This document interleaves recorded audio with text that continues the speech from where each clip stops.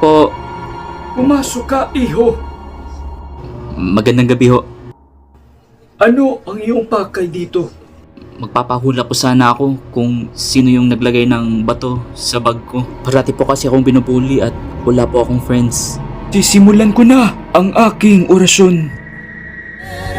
She's smiling like she used to smile way back then. She's feeling like she used to feel way back when they tried. Base sa resulta ng aking orasyon, mahanap mo ang iyong kasagutan sa lit match.